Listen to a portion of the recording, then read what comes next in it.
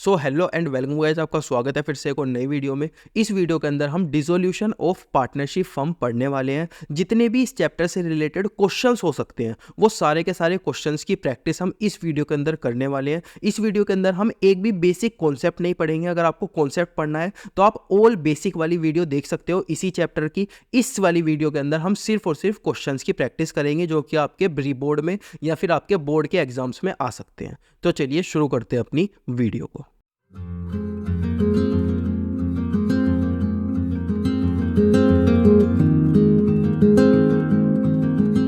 तो अब हमारे पास आता है क्वेश्चन। सबसे पहले इलस्ट्रेशन वन देखते हैं कि क्या बोलती है। सबसे पहले एस और एम दो पार्टनर्स हैं।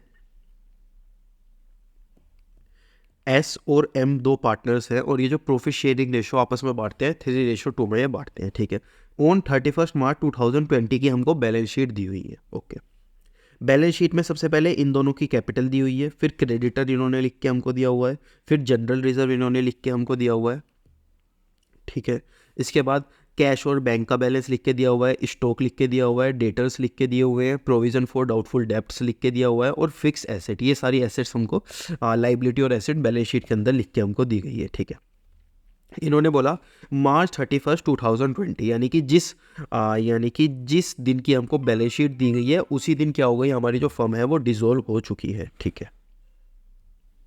अब debtors realise at discount of debtors, इसके बाद कुछ एडजस्टमेंट हमको दी गई है। सबसे पहली एडजस्टमेंट है debtors realise at a discount of 5%, यानी कि हमारे जो डेटर्स रियलाइज हुए हैं यानी कि हमने जो डेटर्स से पैसे मंगाए हैं उसमें हमने 5% का डिस्काउंट दिया है, ठीक है। इसके बाद स्टॉक रियलाइज एट 7,000 रुपीज़, जो स्टॉक है वो 7,000 में रियलाइज हुआ है। यहाँ रियलाइज का मतलब आप समझ लो, जैसे कि ये स्टॉक है, ये कितने का है, 7,500 रुपीज़ का है, ठीक है। इसके बाद ये रियलाइज कितने का हुआ है, 7,000 को हुआ है, यानी कि हमने सोचा था हमारा जो स्टॉक है वो कितने का है, 7,500 रुपीज़ का है, लेकिन एक्चुअल में हमें उससे बेच के कितने पैसे मिले, 7,000 रुपीज़ मिले। तो ये होता है रियलाइजेशन का मतलब। कैसे एडजस्टमेंट होती है अभी हम देखेंगे उस बारे में। इसके बाद फिक्स्ड एसेट जो रियलाइज हुई है वो 42,000 की हुई है। ये फिक्स्ड एसेट कितने की थी, 36,500।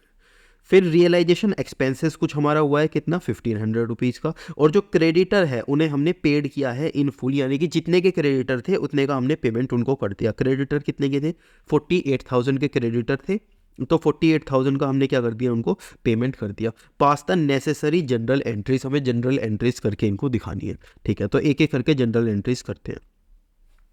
सबसे पहले हम क्या करते हैं, सबसे पहले यहाँ से पकड़ने स्टार्ट करते हैं, एक एक आइटम को पकड़ते हुए चलेंगे। सबसे पहले क्रेडिटर्स यहाँ पे हमको दी गई है कितने, 48,000। तो यहाँ पर क्रेडिटर्स की एंट्री सबसे पहले हम करते हैं। तो क्रेडिटर को अगर हम रीवैल्यूएशन के अंदर डालते हैं तो हमारी एंट्री क्या होती है, लायबिलिटी यानी कि creditor account debit to realisation account, REA का मतलब है रियलाइजेशन अकाउंट, ठीक है। कितने का है, 48,000। कितने का है, 48,000। तो यहाँ पर मैंने लिख दिया 48,000, ओके।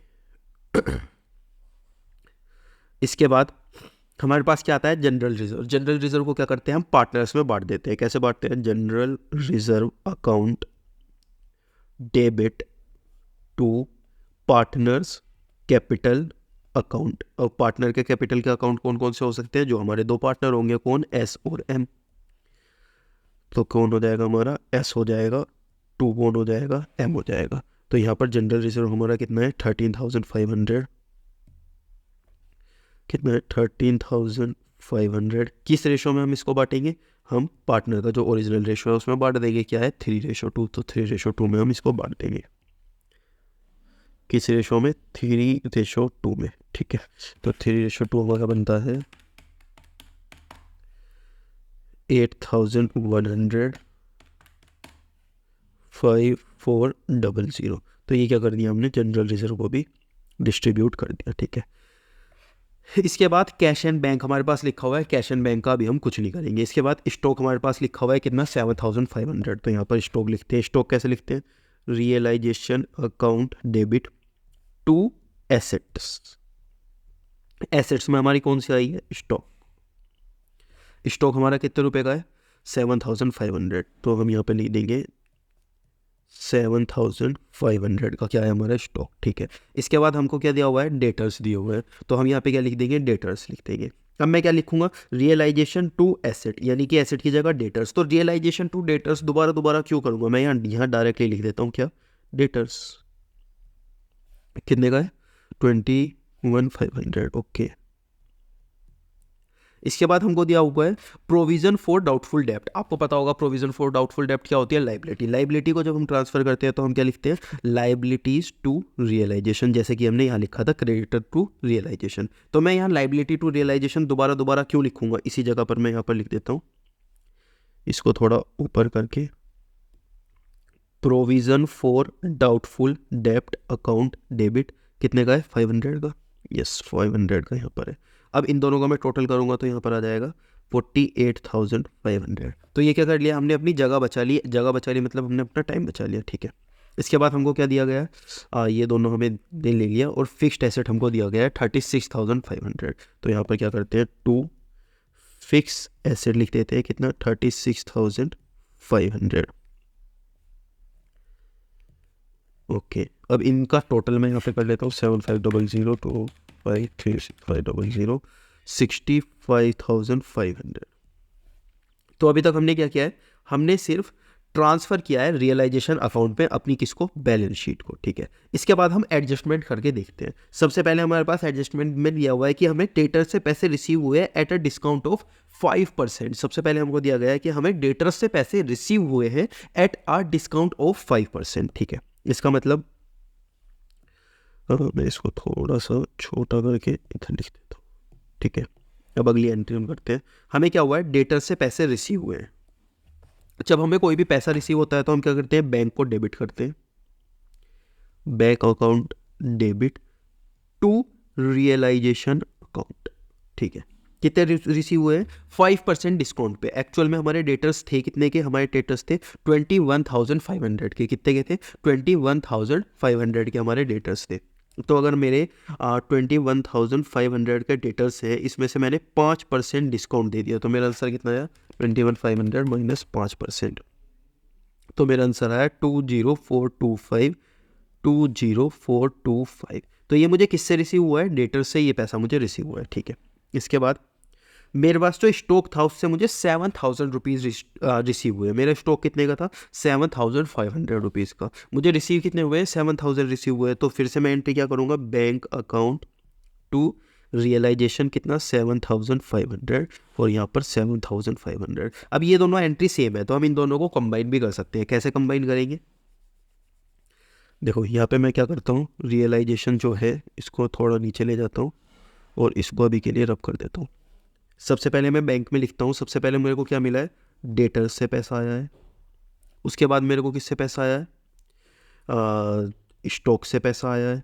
तो डेटर से कितना पैसा मेरे को आया था, इस डेटर थे मेरे 21,500, यानी कि 20425 रुपीज़ का पैसा मेरे को डेटर से आया था, ठीक है। इसके बाद स्टॉक से मेरे पास कितना पैसा आया है, डायरेक्टली यहाँ पे 7,000 दिया हुआ है, तो स्टॉक से मेरे पास 7,000 रुपीज़ आए हैं, ठीक है।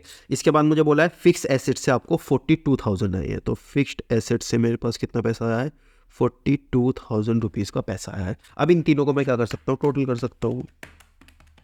तो अगर इन तीनों को मैं टोटल करता हूँ तो मेरे पास आते हैं 69425, और यहाँ पर मेरे पास आता है 69425।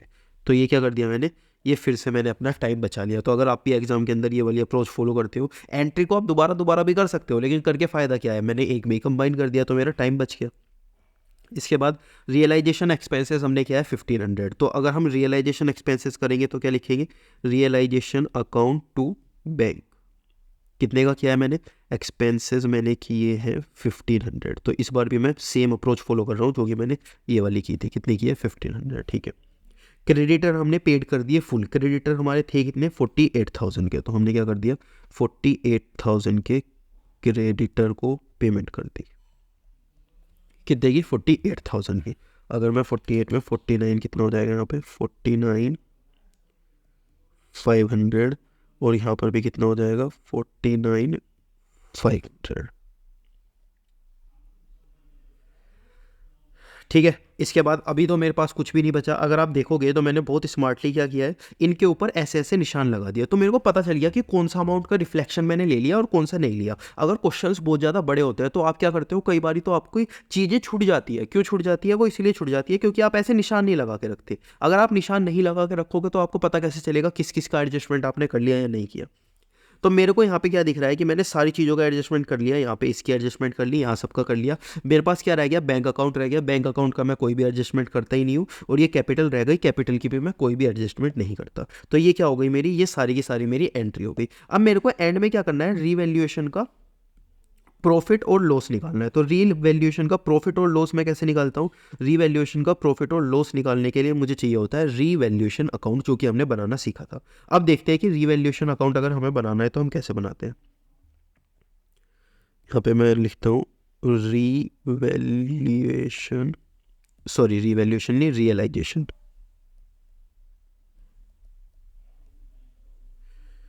रियलाइजेशन अभी हमने सीखा था ना रियलाइजेशन बनाना, तो वही वाला अकाउंट हमें यहाँ पर बना के दिखाना है। ठीक है, तो ये रियलाइजेशन का मैंने फॉर्मेट बना लिया।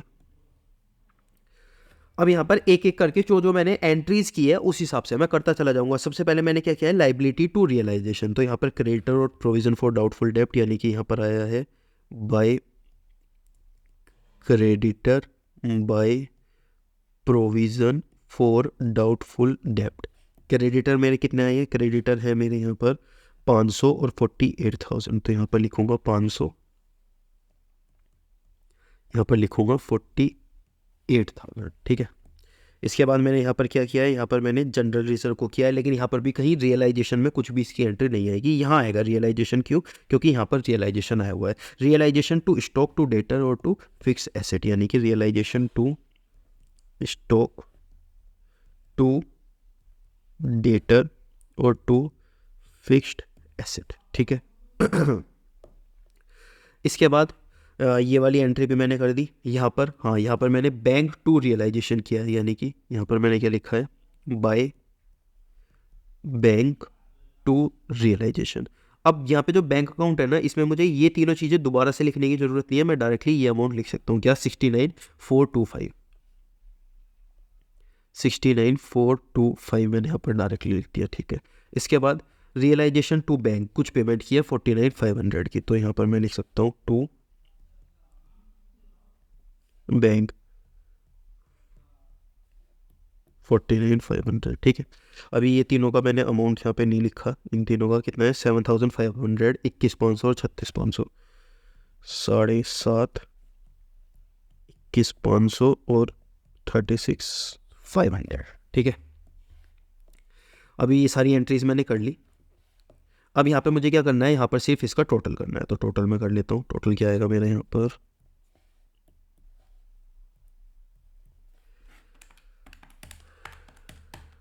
69,425। यहाँ आया 117,925। इधर 1,7,500, 21,500, 36,500, 49,500। तो यहाँ आएगा 29,225। यहाँ आएगा 117,925, 117,925। ठीक है, अब इसी को क्या कर दूंगा मैं? पार्टनर्स की कैपिटल में डाल दूंगा। To partners capital account.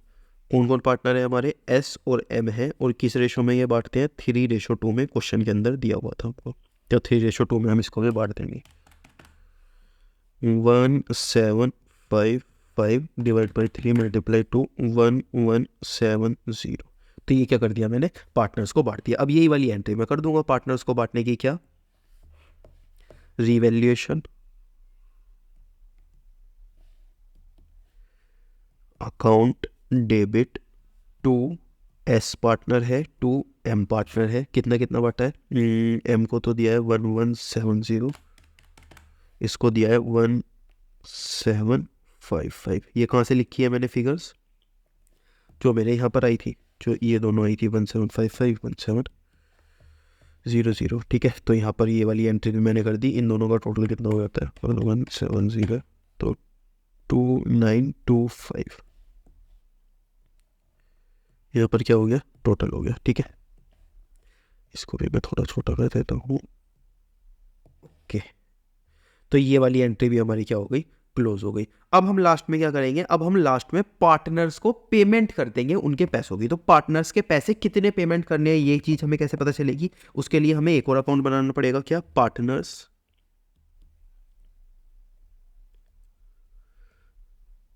Capital account. ठीक है, पार्टनर्स कैपिटल अकाउंट हम कैसे बनाते हैं, सबसे पहले यहाँ 2 लाइन खींची,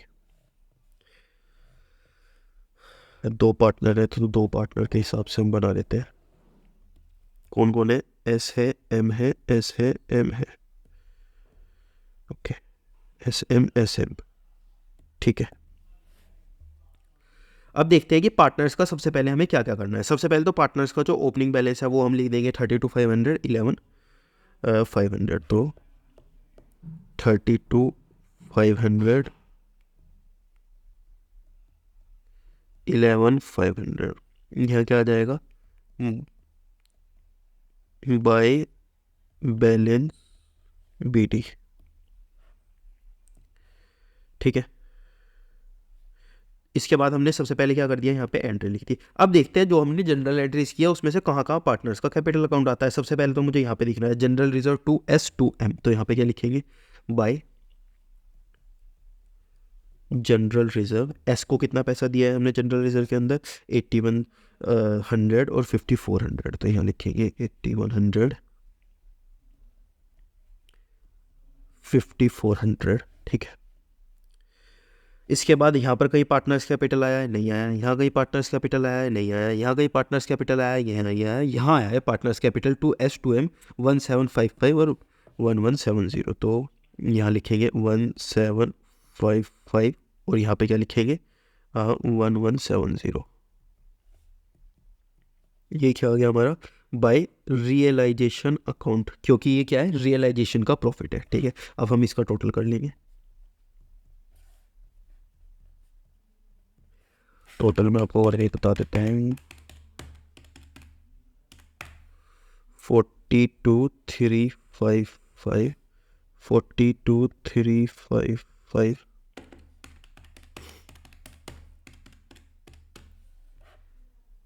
18,070, 18,070 और यहाँ पे बैलेंस क्या बच जाएगा, 42,355, 18,070। यहाँ पर हमारा क्या हो जाएगा, 2 बैलेंस CD, यानी कि हमें इसको कितनी पेमेंट करनी है, इसको पेमेंट करनी है इतनी और इसको पेमेंट करनी है इतनी। ठीक है, तो हम इनकी पेमेंट की एंट्री भी यहाँ पर कर देते हैं। अभी यहाँ जगह तो नहीं बची वैसे, पर चलो जुगाड़ कर लेंगे। यहाँ ये लास्ट में कौन सी एंट्री में कर रहा हूँ, पेमेंट की एंट्री कर रहा हूँ, इससे आपको पता चल जाएगा।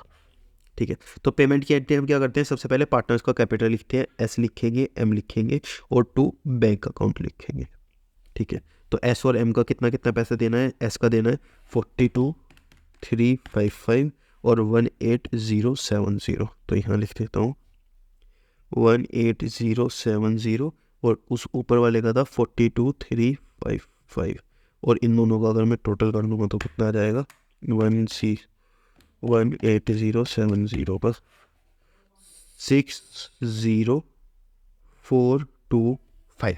तो यहाँ पर आपका क्वेश्चन क्या हो जाता है, फिनिश हो जाता है। यहाँ पर आपने कितनी पेमेंट कर दी, कितनी पेमेंट कर दी, जितने भी पार्टनर्स की पेमेंट थी वो सारी पार्टनर की पेमेंट कर दी। पहला आपका ये था, दूसरी एंट्री ये थी, तीसरी ये थी, फोर्थ ये थी, फिफ्थ ये थी और सिक्स्थ ये थी और 7th एंट्री आपकी ये थी। इसके अलावा आपने 2 अकाउंट भी आपको बनाने पड़े, क्या, वर्किंग नोट के अंदर वर्किंग नोट 1, जिससे कि आपको रियलाइजेशन का प्रॉफिट और लॉस पता चल जाए, और वर्किंग नोट 2 के अंदर आपको क्या बनाना पड़ा, पार्टनर्स कैपिटल अकाउंट, जिससे कि आपको पार्टनर्स को कितनी पेमेंट करनी है उसके बारे में पता चल जाए। उसके बाद आप जनरल एंट्री आराम से कर सकते हो। तो ये सारी चीज़ें आपने क्या कर ली, जनरल एंट्री बनाने के साथ साथ ये सारी चीज़ें कर ली। अब एंड में आपको क्या पता चल जाएगा, एंड में आपको पता चल जाएगा कि कितनी पेमेंट आपको कैश और बैंक में करनी है, किसको, पार्टनर्स को, और यहाँ पे आप कैश और बैंक में क्या कर दोगे, पार्टनर्स को पेमेंट कर दोगे और आपकी फर्म क्या हो जाएगी, डिसॉल्व हो जाएगी। अब हमारे पास क्वेश्चन आता है इलस्ट्रेशन 2, तो देखते हैं इसके अंदर क्या बोला है। सीता, रीता और मीता 3 पार्टनर हैं, 2:1 में ये अपने पार्टनरशिप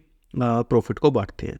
31 मार्च 2017 को हमें क्या दी गई है, बैलेंस शीट दी गई है, जनरल रिजर्व इसके अंदर हमको दिया गया है, क्रेडिटर कैपिटल दी गई है, कैश दिया गया है, स्टॉक, फर्नीचर, डेटर और प्लांट एंड मशीनरी, ये सारी चीज़ें हमको दी गई है। ठीक है, उसके बाद इन्होंने डिसाइड किया है to dissolve the business, business dissolve करने का डिसाइड किया है पार्टनर्स ने। प्लांट एंड मशीनरी इनसे रियलाइज हुई है 4250, स्टॉक रियलाइज हुआ है 3500, डेटर्स रियलाइज हुए 1850, फर्नीचर रियलाइज हुआ है 750। ठीक है। सीता एग्री टू पियर और the realisation paid by the firm. Sita ने बोला है कि जितने भी रियलाइजेशन एक्सपेंसेस फर्म पेड करेगी वो सारे रियलाइजेशन एक्सपेंसेस मैं बियर करूंगी। ठीक है। For the service Sita is paid 60 rupees. अब सीता ने वहां पे काम किया होगा डिसोल्यूशन में, तो उसको हमें सैलरी देनी पड़ी कितनी, 60 रुपीज़। ठीक है। Actual expenditure on realisation paid by firm amounted to 450 rupees. जो फर्म ने एक्चुअल एक्सपेंडिचर पेड किए हैं वो कितने होते हैं, 450 रुपीज़, जिसको कि कौन बियर करने वाला है, सीता बियर करने वाली है, क्योंकि सीता ने ऊपर ही बोल दिया था। ठीक है। अब क्रेडिटर 2% लेस में हमने पेड किए। क्रेडिटर हमारे कितने थे, क्रेडिटर थे 2000 माइनस 2% लेस में हमने पेड किया, यानी कि 2% का हमें डिस्काउंट मिल गया एक तरह से। ओके। उसके बाद अनरिकॉर्डेड एसेट थी हमारे पास 250 रुपये की, जिसको कि टेक ओवर कर लिया किसने, रीता ने, एट 200 रुपीज़। हमारे पास कितनी थी, 250 रुपये की एक अनरिकॉर्डेड एसेट थी। हमने क्या बोला कि इसको टेक ओवर कर लिया किसने, रीता ने, 200 रुपये में। ठीक है। इसकी एडजस्टमेंट भी हम देखेंगे कैसे करनी है। हमें नेसेसरी अकाउंट बना रहे हैं जिससे कि हम बुक को क्लोज कर सके फर्म की। ठीक है। तो नेसेसरी अकाउंट अगर आपको कभी भी बनाने के लिए आए तो आपको 3 अकाउंट मेजरली बनाने पड़ेंगे। सबसे पहले तो रिवैल्यूएशन अकाउंट आपको बनाना पड़ेगा। इसके बाद पार्टनर्स कैपिटल अकाउंट आपको बनाना पड़ेगा।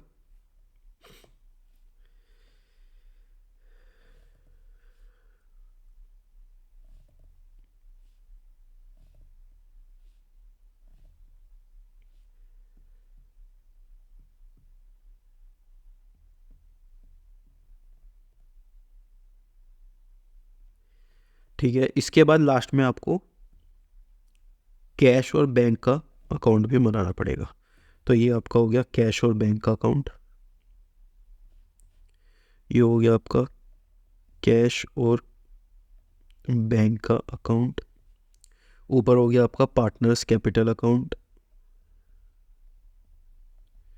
पार्टनर्स कैपिटल कौन से आपके, एस आर और एम, एस आर और एम, एस आर और एम, और यहाँ पर हो गया आपका रियलाइजेशन अकाउंट। ठीक है। अब एक एक करके इनके एंट्रीज करते हैं। सबसे पहले जनरल रिजर्व हमको दिया गया है 2500। जनरल रिजर्व को हम पार्टनर्स में डिस्ट्रीब्यूट कर देते हैं। टू जनरल रिजर्व कितना है, 2500 हमको दिया गया है। 2500, इनका रेशो क्या है, 2:1 इनका रेशो है। तो ये वाला रेशो हम यहाँ पर डिस्ट्रीब्यूट कर देंगे कितने में, डिवाइड बाई 5। तो 1000, 1000 और 500। ठीक है। इसके बाद हमको कैपिटल क्रेडिटर दिए हुए हैं कितने, 2000, तो यहाँ पर लिख देंगे, रियलाइजेशन में डाल देंगे इनको, बाय क्रेडिटर कितने, 2000। ठीक है। इसके बाद हमको कैपिटल दी गई है 5, 2 और 1, टोटल हो जाती है 8। तो 5000, 2000 और 1000 टू बैलेंस BD। ठीक है। कैश का बैलेंस दिया हुआ है 2500। ठीक है। तो यहाँ लिख देंगे टू बैलेंस BD 2500। ओके। यहाँ बाय आएगा ना, बचपन से ये मिस्टेक मैं करता ही आ रहा हूँ। ठीक है। इसके बाद स्टॉक, फर्नीचर, डेटर और प्लांट एंड मशीनरी। तो यहाँ लिखते हैं to stock, to furniture, to debtor, to plant and machinery. कितना कितना है, 2.5, 1, 2 और 4.5, 2.5, 1, 2 और 4.5। ठीक है। इसके बाद इन्होंने फर्म डिसॉल्व करने का बोला है। यहाँ पर सबसे पहले आपकी आती है प्लांट एंड मशीनरी इन्होंने बेची है, तो यहाँ लिखेंगे बाय बैंक। सबसे पहले प्लांट एंड मशीनरी इन्होंने बेची है कितने की, 4250। ठीक है। इसके बाद स्टॉक इन्होंने बेचा है 3500, स्टॉक 3500। डेटर इन्होंने कितने के, 1850, 1850। इसके बाद फर्नीचर 750, तो इनका टोटल अगर हम करें 4250 प्लस 3500 1850750, तो हमारे पास आ जाएगा 10350, और इतने बैलेंस हमारे पास कितने पे आ जाएगा, बैंक में आ जाएगा टू रियलाइजेशन अकाउंट, कितना 10350। ओके, ये एंट्रीज हमारी हो गई। अब सीता ने एग्री किया है बियर रियलाइजेशन एक्सपेंसेस। चलो ये वाली एंट्री बाद में करेंगे, सबसे पहले सीता को 60 रुपये पे कर देते हैं। तो हमारी एंट्री क्या होती है, रियलाइजेशन टू बैंक, लेकिन हमने पे किसी को किया है, सीता को, तो बैंक की जगह हम लिख देंगे सीता। तो रियलाइजेशन टू सीतास कैपिटल अकाउंट कितने 60 रुपीज़, और बाय रियलाइजेशन किस में लिख देंगे, बाय रियलाइजेशन सीता के अकाउंट में 60 रुपीज़। ठीक है, इसके बाद एक्चुअल एक्सपेंसेस, चलो इस वाली को बाद में करेंगे, ये मैं अंडरलाइन कर देता हूँ, तो ये आपको लास्ट में अच्छे से समझ आ जाएगा। ये जो 2 लाइन अंडरलाइन की है ये बाद में करेंगे।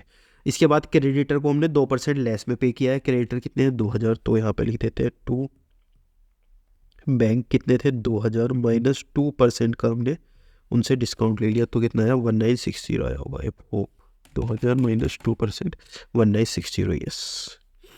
चलो इस पर लिखा रहने देते हैं। ओके, इसके बाद हमारे पास कुछ और बचा, हाँ अनरिकॉर्डेड एसेट थी 250, लेकिन रीता ने ले लिया 200 में, तो कितने की थी इससे हमें कोई मतलब नहीं है, जितने में पार्टनर ने लिया है उसे हम लिखेंगे। तो अब अगर हमें ये एसेट बेचनी पड़ती तो हम क्या लिखते हैं, बैंक टू रियलाइजेशन, ठीक है, लेकिन हमने तो पार्टनर को दिए तो बैंक की जगह लिख देंगे रीता टू रियलाइजेशन। तो यहाँ क्या आ जाएगा, बाय रीता आ जाएगा कितना, 200 रुपये में उसने ली है एसेट, तो 200 आएगा। कितने की जो उसने ली है वो आएगा, हमने 250 रुपये से हमें कोई भी मतलब नहीं है, तो 200 आ जाएगा। और यहाँ पर लिख देंगे टू रीता कितना, सॉरी टू रियलाइजेशन कितना 200 रुपये।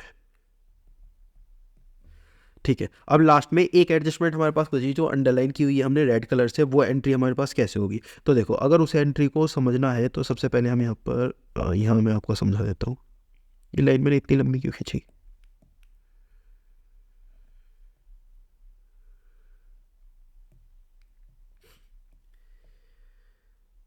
ओके, देखो यहाँ पर हुआ क्या है, यहाँ पर एक फर्म है और फर्म का एक पार्टनर है जिसका नाम है सीता।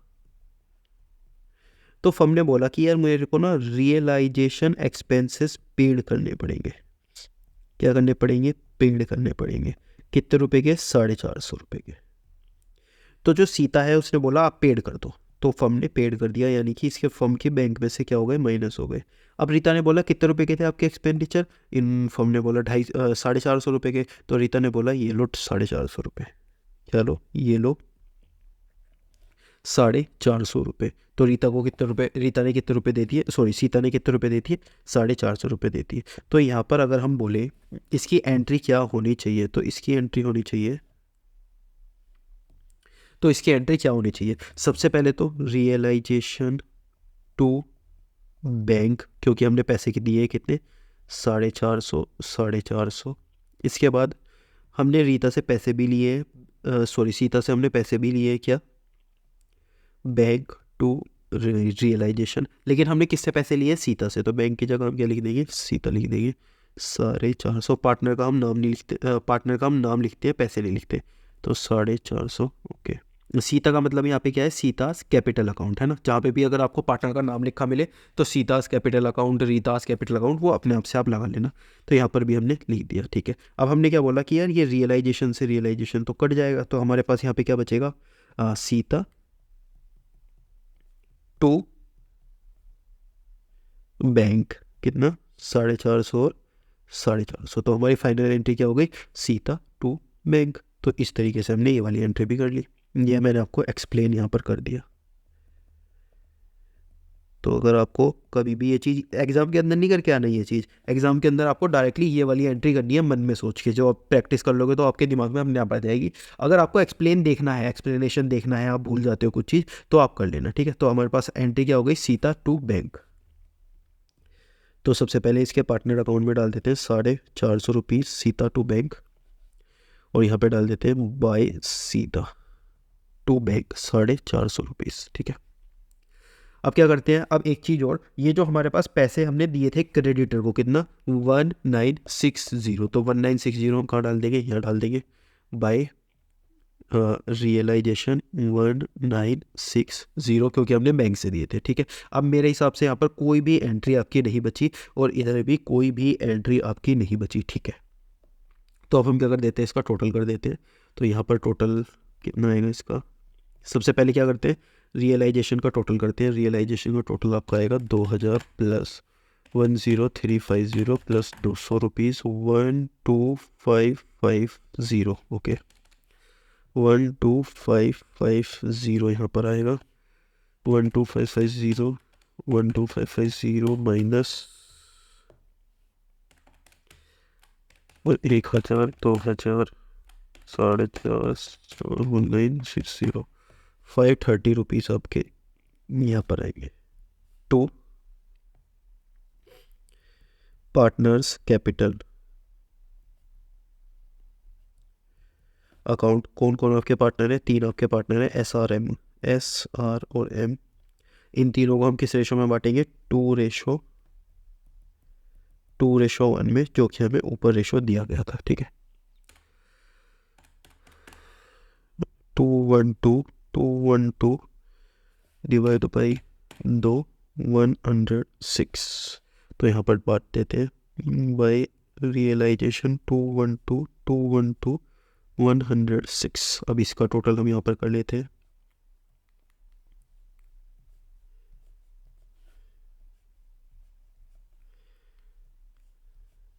ठीक है, 5000 plus 1000 plus 60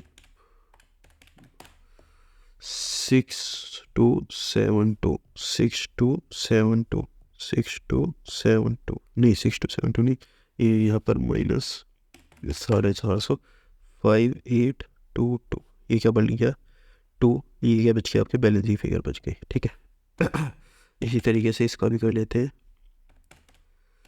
2000 plus 1000 plus 1212 3212 minus 200 3012। ठीक है, 1000 प्लस 500 प्लस 106 1606 1606 इस तरीके से यहाँ पर आ गया। अब हम क्या कर देंगे, इनको पेमेंट कर देंगे किससे, टू बैंक अकाउंट। तो बैंक अकाउंट में क्या लिखेंगे, हम यहाँ लिखेंगे by SRM by R by M, तो यहाँ पर आ जाएगा 5822 और यहाँ आ जाएगा 3012 और यहाँ लास्ट में आ जाएगा 1606। और जब हम इन दोनों का टोटल करेंगे तो ये दोनों टोटल क्या आ जाने चाहिए, इक्वल आ जाने चाहिए। यहाँ पे 3012 5822 1960 5450 12850 माइनस 2500, तो यहाँ पर भी 12850। तो अगर हमारे ये दोनों जो बॉक्सेस है ये दोनों क्या आ जाते हैं, इक्वल आ जाते हैं, तो हम क्या बोल सकते हैं कि हमारा जो क्वेश्चन है वो बिल्कुल क्या है, सही है। तो इस तरीके से हमने ये क्या कर दिया, ये वाला क्वेश्चन सोल्व कर दिया। इलस्ट्रेशन 2, इसके अंदर हमने क्या बनाया, रियलाइजेशन अकाउंट बनाया, पार्टनर्स कैपिटल अकाउंट बनाया, कैश और बैंक का अकाउंट बनाया, और मैंने एक छोटी सी एक्सप्लेनेशन भी आपके लिए लिख दी कि ये वाली जो अंडरलाइन वाली लाइन थी ये हमने कैसे लाई। तो ये वाली कैसी लाई हमने, realisation to bank, Sita to realisation से रियलाइजेशन काटा तो यहाँ पे क्या आया, सीता टू बैंक डायरेक्टली आ गया और वो वाली एंट्री हमने कर दी। तो ये वाला क्वेश्चन आप खुद से करके एक बार देखो, उसके बाद देखो अगर आप अटकते हो तो दोबारा से वीडियो देखना। वैसे तो एक बार में क्वेश्चन हो जाना चाहिए, ज़्यादा हार्ड क्वेश्चन है नहीं।